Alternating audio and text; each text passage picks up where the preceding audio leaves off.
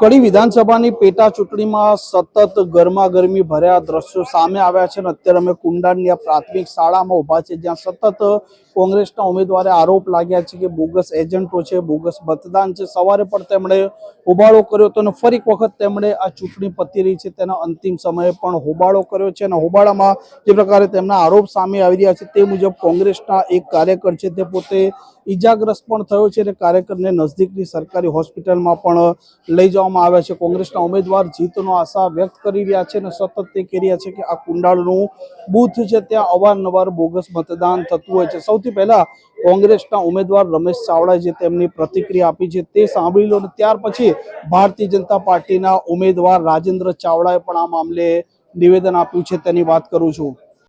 રમેશભાઈ, આજે મતદાન યોજાયું, કઈ રીતનું મતદાન રહ્યું, શું ફરિયાદો હતા તમારી અને હવે કઈ રીતની? આજે મતદાન યોજાયું, સવારથી જ દોડધામ ચાલુ થઈ ગઈ. સવારે વહેલા પેટીઓ પેક કરવાની ને બધું, એટલે 5 વાગે ઉઠીને બધા લોકોને બૂથ ઉપર રવાના કરવા પડે. બધું થઈ ગયું, બધી વ્યવસ્થા થઈ ગઈ, સારું ચાલ્યું. આજે મતદાન પણ બરાબર થયું, બહુ લાંબુ આપણે કંઈ કહેવું છે નહીં. મતદાન પણ લાંબુ થયું, મતદાન પણ સારું થયું અને મને લાગે છે કે હું કહેતો તો એમ 10,000 મતથી વધારે મતથી જીતી જાઉં છું. રમેશભાઈ, તમે જે આ બૂથની જ વાત કરી છે, બૂથમાં જ 2 વાર બોગસ વોટિંગની ઘટના સામે આવી, શું કહેશો? બોગસ મતદાન તો કુંડાળ માટે કંઈ નવું છે જ નહીં. કુંડાળ એટલે બોગસ મતદાનનું શું કહેવાય એને, કેન્દ્ર. આટલું બોગસ મતદાન બીજે કોઈ બૂથ ઉપર કદી થતું છે નહીં કડીમાં. બોગસ વોટિંગ ના થાય એના માટે તમે શું કર્યું? બોગસ વોટિંગ ના થાય એના માટે અમે એજન્ટોને છેલ્લા અઠવાડિયાથી અમે એની બરાબર ટ્રેનિંગ લીધી. એ લોકોને ટ્રેનિંગ આપી, અમે એને બરાબર સમજ પાડી, એમનામાં એક જોશ અને જુસ્સો એમનામાં દાખલ કર્યો. કારણ અહીંયા તો મોટાને મોટા ટોળા આવે ને એને નુકસાન કરશે, એટલે સૌથી પહેલાં એમને મજબૂત કરવા બહુ જરૂરી હતા. એટલે અમે એમને છેલ્લા 15 દિવસથી સખત એમની પાછળ પરિશ્રમ કરીને એમને અમે એજન્ટમાં વ્યવસ્થિત કામગીરી કરી શકે એવી અમને વ્યવસ્થા. સમજ એટલે તો મારામારી ઘટના પણ થઈ, ઘટનામાં કેટલી તકલીફ આવે? મારામારીની ઘટનાઓ તો ચૂંટણીમાં ચાલતી જ હોય છે.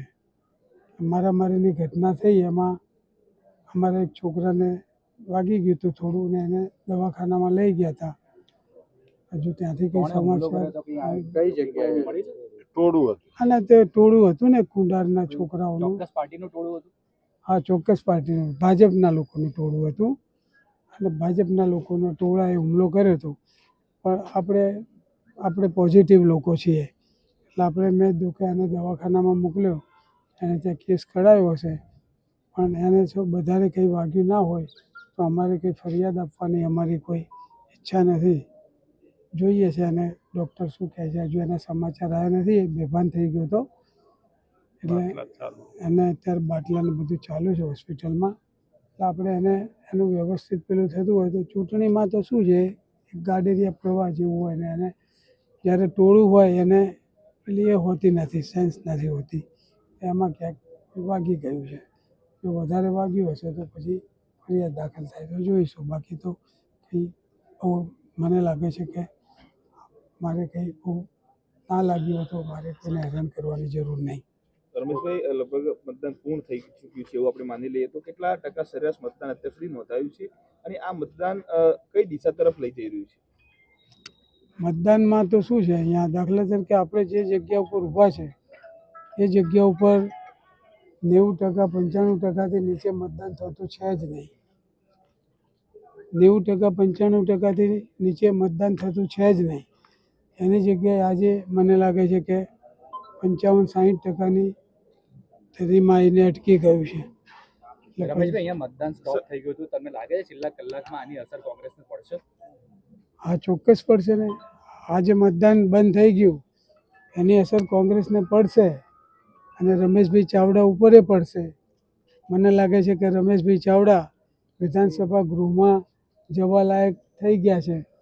રિઝલ્ટ આવે ત્યારે ખરું, પણ હાલ એવા આસાર દેખાય છે આસાર કે હું કદાચ વિધાનસભામાં બેસીશ એવી પૂરી શક્યતાઓ છે.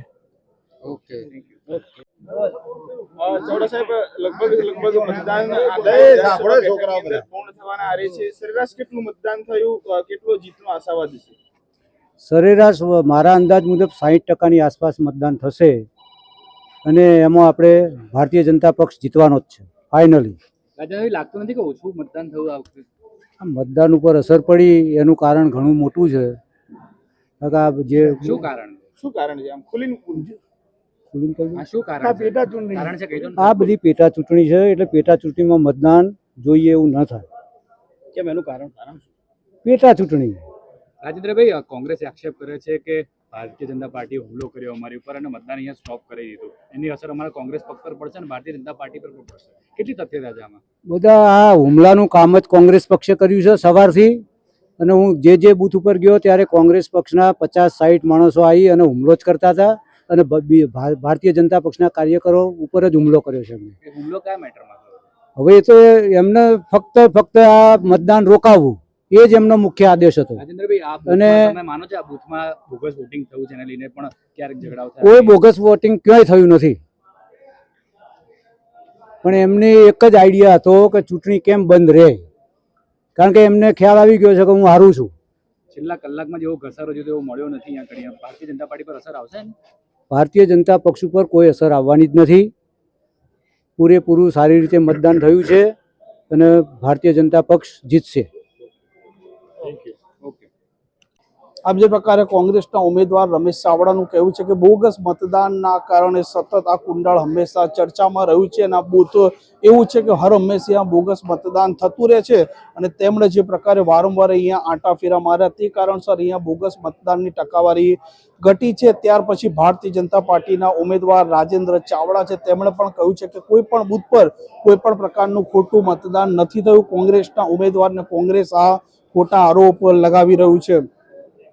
આમ એકંદરે આ કડી વિધાનસભાની બેઠકમાં ગ્રામ્ય વિસ્તારોમાં શાંતિથી મતદાન થયું છે, પરંતુ શહેરી વિસ્તારમાં અને તેમાં ખાસ કરીને કુંડાળની આ પ્રાથમિક શાળા છે તે ગરમાગરમી ભર્યા દ્રશ્યોમાં ચર્ચામાં રહી હતી અને મતદાન હવે પૂર્ણ થવાના અંતિમ તબક્કામાં છે અને અંદાજિત 60% આસપાસ મતદાન થઈ શકે તેવી શક્યતા અત્યારે વ્યક્ત કરવામાં આવી છે. જોકે ફાઇનલી આંકડો જ્યારે મતદાન પૂર્ણ થયા ત્યાર પછી જ ખબર પડશે. કેમેરામેન જેમિન સતવારા સાથે તોફિક ગાંચી, નવજીવન ન્યૂઝ, કડી. વૈષ્ણવજન તો તેને કહીએ જે પીડ પર